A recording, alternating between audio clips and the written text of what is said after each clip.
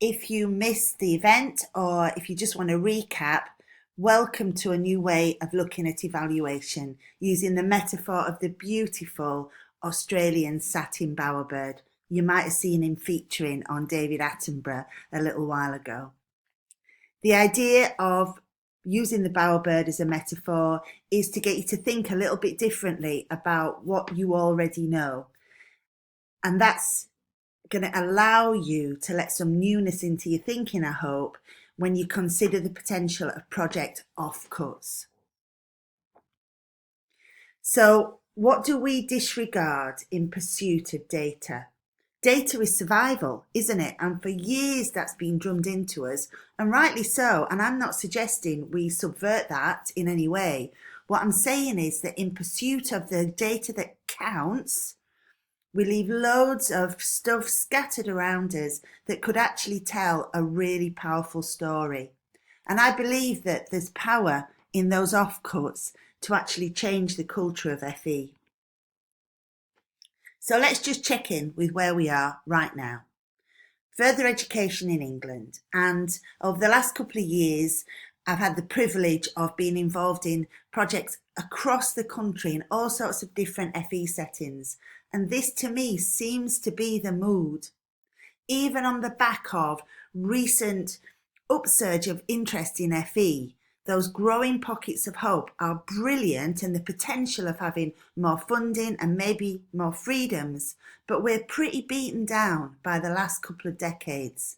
And what I see in FE is this mixture of real commitment, tenacity, dedication, determination, but in a culture of fear and a culture of compliance that's led to a sort of petrification. Petrification, turning to stone, fear of taking risks, fear of making mistakes, fear of doing anything new, and a sense that, after 20 years of scarcity, that makes it really hard to think at all. That's where we're at right now. And here are the characters. Further education itself, defined, dogged really for years by this metaphor of it being the Cinderella sector, the poor relation to schools and universities. There's been a lot of work done to try and overturn that metaphor.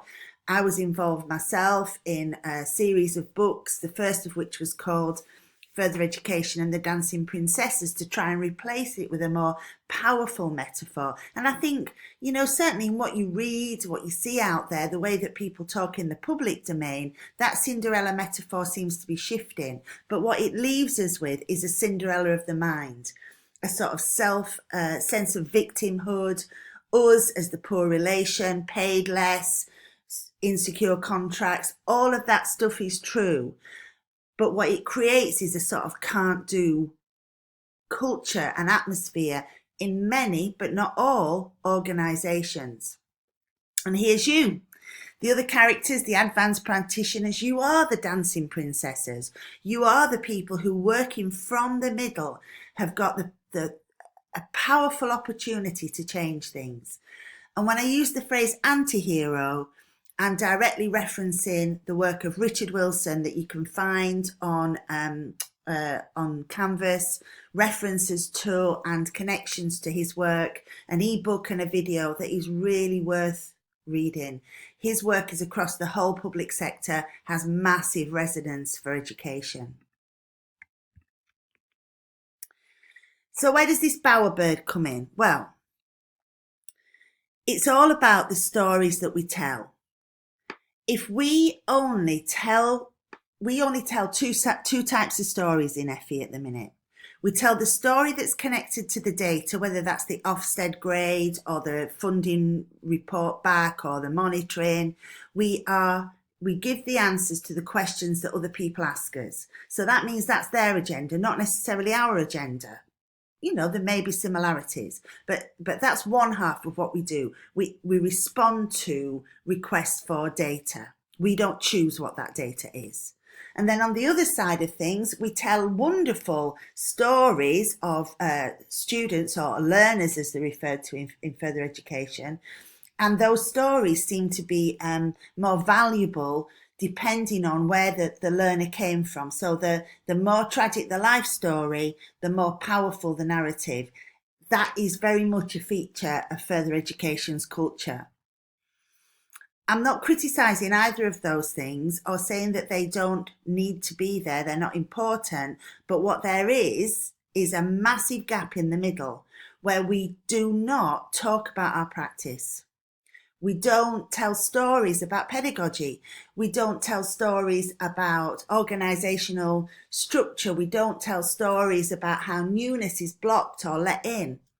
All the other things that are not part of A, the learner tragic life story, or B, the data response get lost.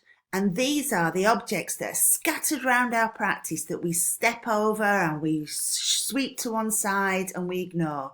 The bowerbird wouldn't ignore them. The bowerbird would go out and he would find them and he would use them to decorate his nest.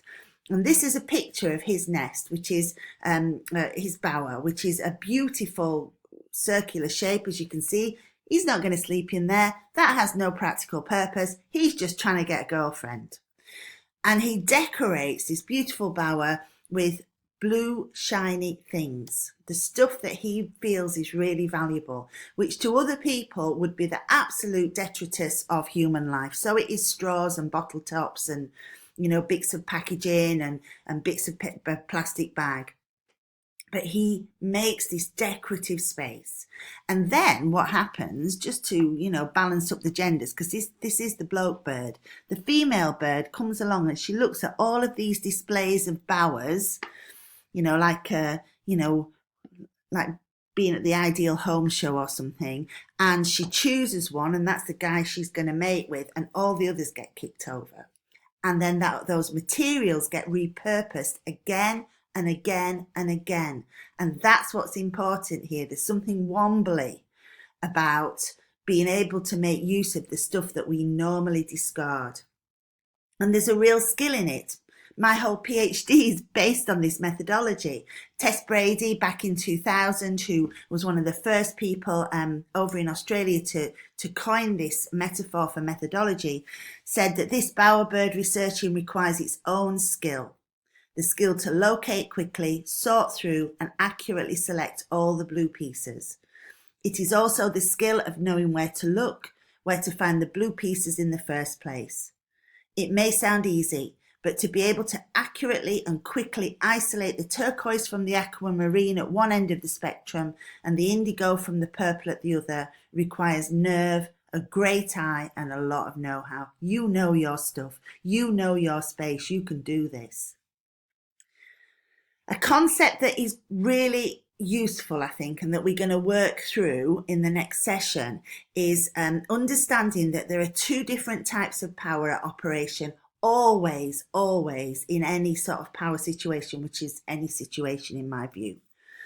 What we normally refer to as power, we could also refer to as potestas.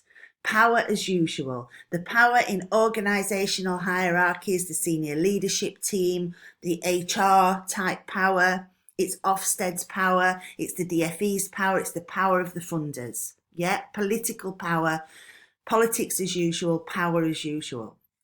And we tend to think, okay, well, if we've not got that, we haven't got any power. And that's part of the internal Cinderella stuff. Okay, that's not us, so we're going to fold our arms here. We can't do anything. We're victims here. We can't change things. But what we have is this other kind of power, which is potentia, activist energy. Advanced practitioners have got activist energy. Leadership of ideas without being entangled too deeply and having to manage a whole load of people. Some of you do, I know, but some of you don't. So you can really practice this anti-heroic leadership. So here's the bowerbird process. And this is what we're going to focus on in the workshop. First of all, before you pick up a single blue shiny thing, create a storage space for it. Make it easy. I use a Padlet. I can use it as an app on my phone. I can use it on my laptop. And I just throw things on there quickly as I come across them, little notes or links or whatever without explanation. And then every now and then I tidy it up. You need to nail a process for what you've got to do. You can't throw the baby out with the bathwater here. There's some data collection that you have to do. So what's the easiest, simplest way you can do that ethically? Okay, nail that process and then you can spend time on the other stuff. Learn to practice a mindful discipline in spotting the blue shiny things to quickly put on the Padlet. Get into the habit of doing it, make it habitual. That will really change your practice, and it brings little blue shiny things into your day as well. And comment on one another's objects. If you open that Padlet up to other people who are involved in the project, you can comment critically, supportively, but it makes the whole process not just reflective, not just you, it becomes diffractive. You know, think about a kaleidoscope, and every time you twist the scope, then what happens is you get a slightly different view, and different perspectives on that are vital. Conduct and influence analysis, which is the subject of our workshop. You will find the details for this, those who are not present, in the how-to guide, Creating Thinking Spaces. So this helps you understand where the potestas and potentia is in your organisation. And then tell people about all of this. Blog, write, speak, tweet, amplify what you're finding out here as you are doing it. Don't just wait to the end, because those findings won't belong to you. They'll belong to the ETF and the ETF evaluators. Talk about your stuff and we can help you do that. For the future, I really believe this is transformational. This is potentially transformational, because by amplifying your voice and by getting your own evaluation heard, you'll be helping to create a new professional lexicon for further education, a different language, no more Cinderella. And this quality improvement movement that we're all part of, that's going to change FE from can't do, that scarcity mindset, to can do, and that's going to benefit us all. Thanks for listening.